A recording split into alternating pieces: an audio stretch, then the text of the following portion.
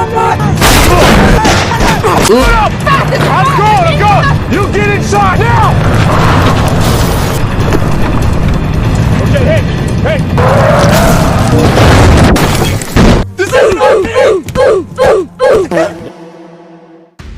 Hello.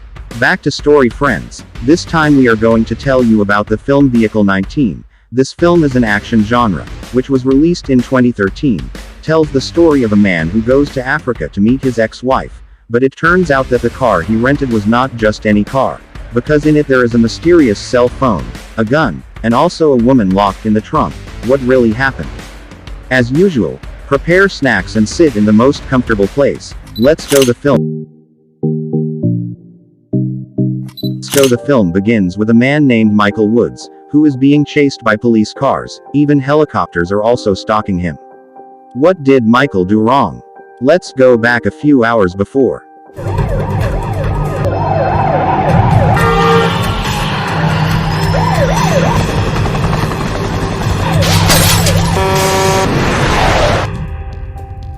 That day Michael, who had just been released from prison, arrived at Johannes Airport in South Africa, after a flight from America which had been delayed.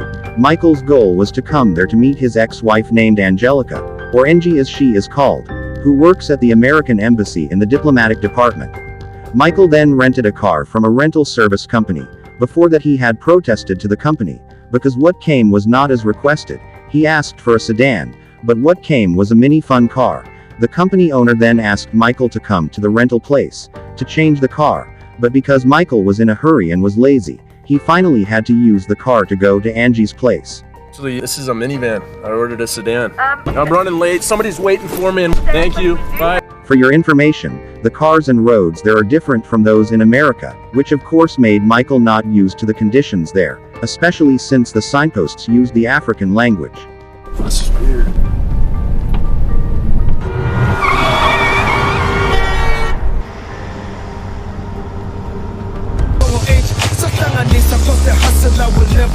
It turns out that Michael's current status is on parole, or in other words Michael's going abroad clearly violates the established prison rules. When while stuck in traffic Michael hears the sound of a BlackBerry ringtone, which turns out to be a cell phone left in the dashboard, whereas the new SMS went in to send a message, make sure everything is safe, maybe this is the previous tenant's HP left behind, said Michael. Michael then ate a snack, until finally the cake fell to the bottom. And when it was taken what was found was not a sponge cake, but a gun.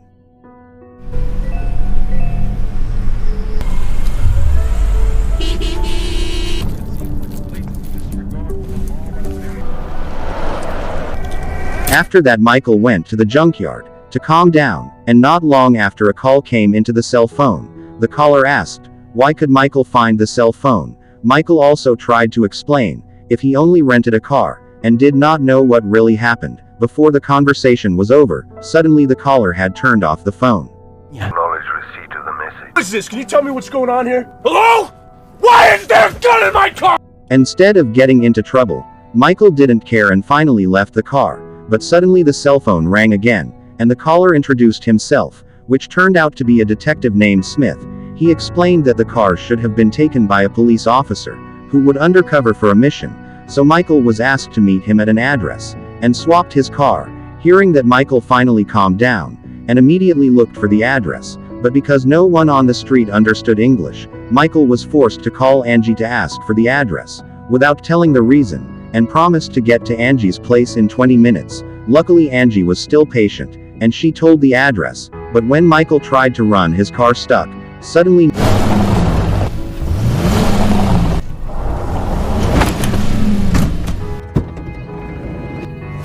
not only was there a cell phone and a gun, but there was a woman who was locked up named Rachel. When Rachel woke up, Michael slowly helped open the cover and tied his hands, but Rachel, who thought Michael was a criminal, immediately attacked and tried to shoot him.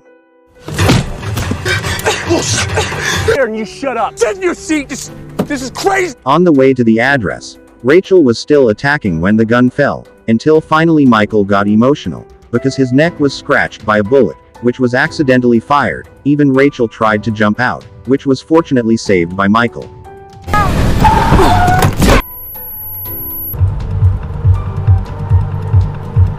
Enough! Okay. Stay in the car!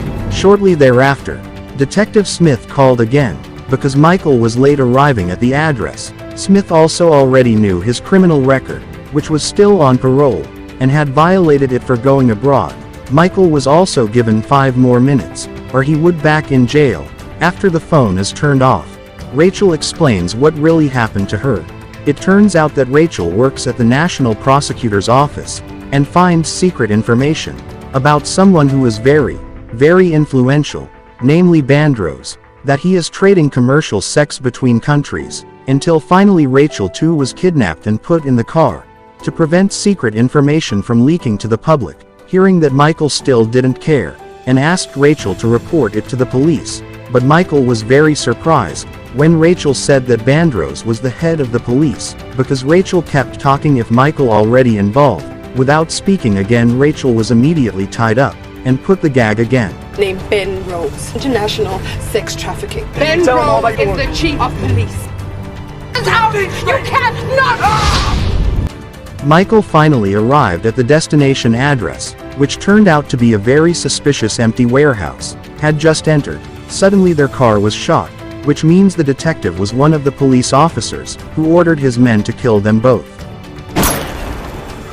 Go! 2 cars were seen chasing and continuing to shoot at them.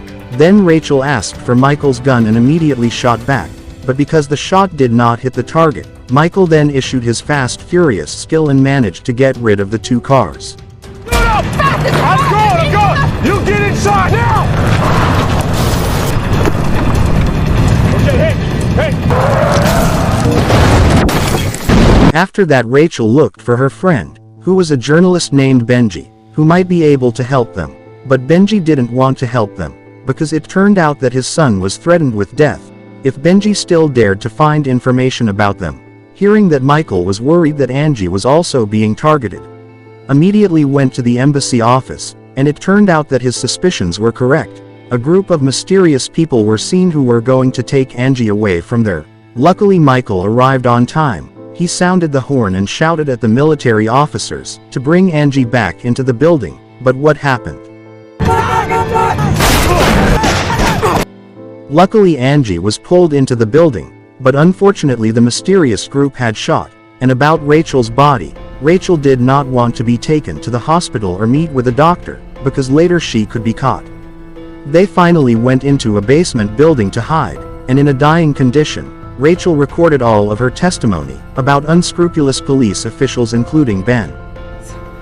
Rachel Shabangu. Realize how deep not only he, but the high-ranking officers and the tear that led back to police. Ben Rose, I uncovered sex trafficking ring out of Johannesburg.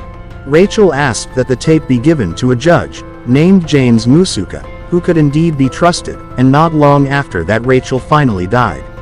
You're gonna stay with me. Fine, Musuka. You're gonna be fine, okay? You're gonna be fine. I want you to say it. Open your eyes. Hey.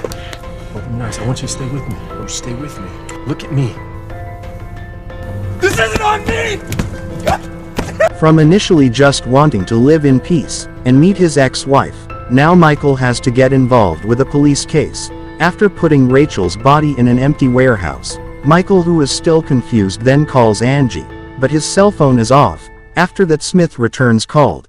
He threatened to kill Angie if Michael dared to come to the embassy. Smith also knew the car, its color, and the license plate that Michael was currently wearing. He even knew that Michael's status was still on parole, because Smith would easily catch him, because he had access to all the police there. It didn't stop there. Smith asked Michael to turn on the radio, which turned out to be Michael, who had become a fugitive from the police, because he was suspected of killing a woman, even though the one who killed Rachel was not him. But Michael was not afraid in the slightest, because he wasn't afraid of anyone, and threatened Detective Smith back. At the embassy, one step, and she's mine. I have access to the entire police force here. And have Michael Wood is wanted for the... I choose. Fuck you. A man with nothing to lose, Detective Smith. After the mystery cell phone was thrown away, now Michael is looking for where is the location of Judge James Musuka. First Michael looks for James's number from the help center, then sends a voice message to James's number that has been obtained, that Michael has Rachel's recorded testimony On the way the news is seen broadcast Michael's face, who became a fugitive because of a murder case. Shortly thereafter, police cars came chasing, and suddenly Michael's cell phone battery was low bat. Michael immediately looked for a place to hide, and called Angie before Michael's cell phone died, because Angie's cell phone was not active. Michael also sent a voice message to apologize, and on this occasion, it will be used to clear his name. After that, to disguise his minifan car, Michael also changed his body color, and paid using his watch. That's all I got, man.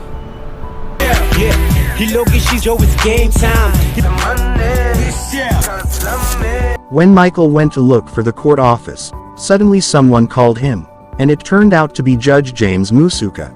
James said, if Rachel's testimony was the strongest and most important evidence that had to be guarded, and James forbade Michael from going to court, because there were already many police officers who could kill him. James then asked, where is Michael's location now? But when he wanted to talk about the address, his cell phone suddenly turned off. Shortly after that, the police managed to track down Michael's car, and continued to chase him. This is the scene you saw at the beginning of the film. Michael was desperate to go to court, because there was a truck that happened to pass. Michael also crashed into a shop, so he could escape from the police chase, until finally the road was blocked, and police cars were also chasing Michael, right next to the courthouse. At first Michael was resigned, but he got an idea, to hit the barrier, and catch a reporter, who was outside the courthouse, until Judge James came to him.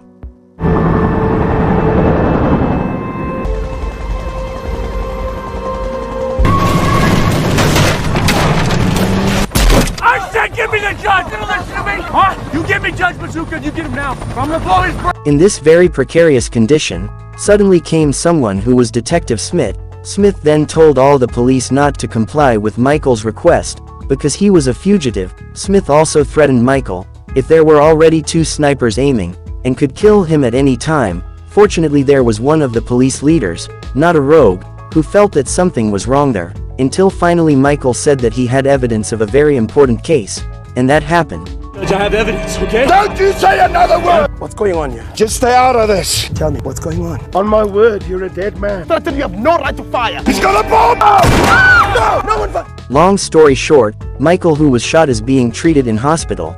Thanks to his struggles, the tape was successfully given to Judge James Musuka, and the President of South Africa gave praise, and immortalized Michael's name as a hero of justice defenders. Ex-wife Angie, who already knew the news, very proud of Michael, and will still love him as before. After the trial was carried out, Bendros, Detective Smith, and several other high-ranking police officers, who were related to the commercial sex trade, were finally arrested. Then seen at the end of the film, the same minifan car was changed again, and will be leased back. Tuesday, after a dramatic showdown on Constitution Hill, wife Angelica Moore and I will always love him for that. But President Jacob Zuma, courageous defender of justice. Michael Wood